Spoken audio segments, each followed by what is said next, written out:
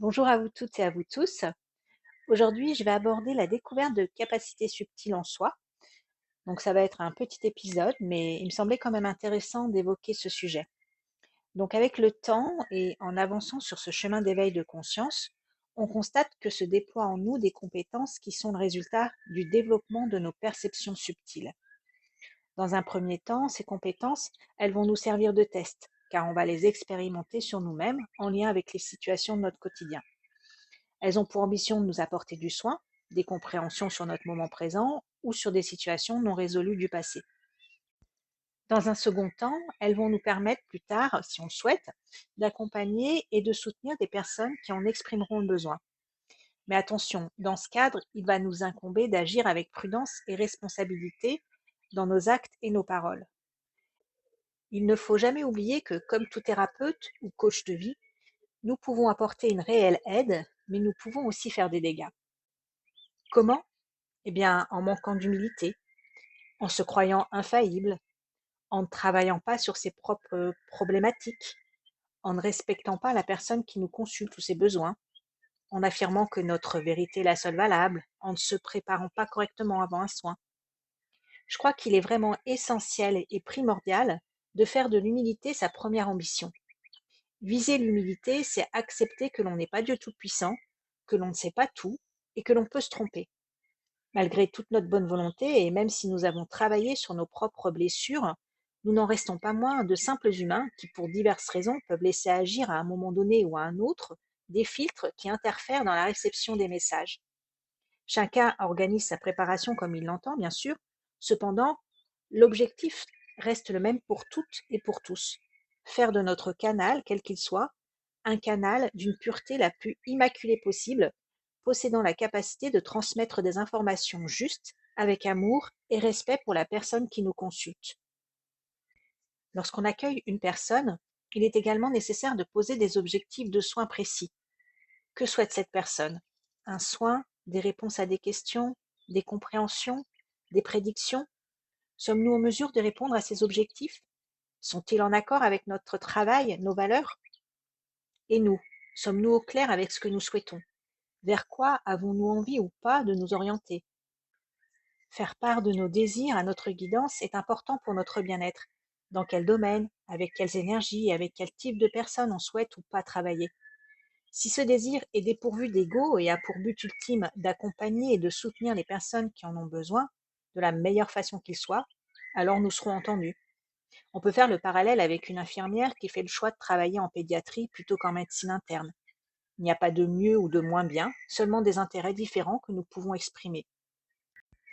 Donc, nous pourrons avoir accès à diverses capacités telles que la médiumnité, le fait d'entrer en contact avec des âmes non incarnées, la clairvoyance, le fait de recevoir de l'information par des images, des flashs, la clairaudience, le fait de recevoir de l'information de manière auditive, la clairconnaissance, le fait de recevoir de l'information en conscience dans son esprit, l'énergétique, le fait de recevoir de l'information par connexion aux énergies des lieux, des personnes, des animaux, etc., le passage d'âme, le fait d'aider les âmes errantes à retourner dans la lumière, etc. Tout commence délicatement. Qui va piano va sano serait l'expression consacrée. Je ne peux que vous conseiller de vous laisser accompagner par votre guidance personnelle, car elle sait exactement où vous en êtes sur ce parcours et ce que vous êtes en capacité ou pas d'accueillir. Elle sait quand nous détenons les compréhensions et connaissances nécessaires pour aborder certaines expériences surprenantes, et elle nous le fait savoir. C'est en nous, c'est comme une force qui nous pousse, quelque chose qui est à la fois doux et ferme, quelque chose auquel on ne peut pas résister et qui reste pourtant d'une grande bienveillance. C'est à cela que ressemble notre guidance.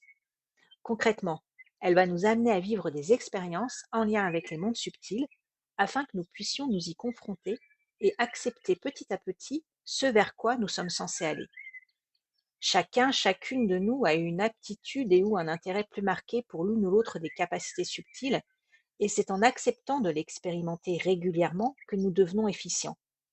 Comme pour n'importe quel enseignement, plus nous le pratiquons, plus nous le maîtrisons et plus nous accédons à des connaissances supplémentaires.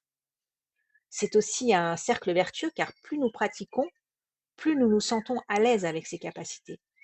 Se sentir à l'aise avec ces nouvelles compétences, c'est ressentir une grande joie lorsque nous sommes à son contact, c'est recevoir beaucoup d'amour des mondes subtils et ne pas avoir conscience du temps qui passe lorsqu'on l'on pratique.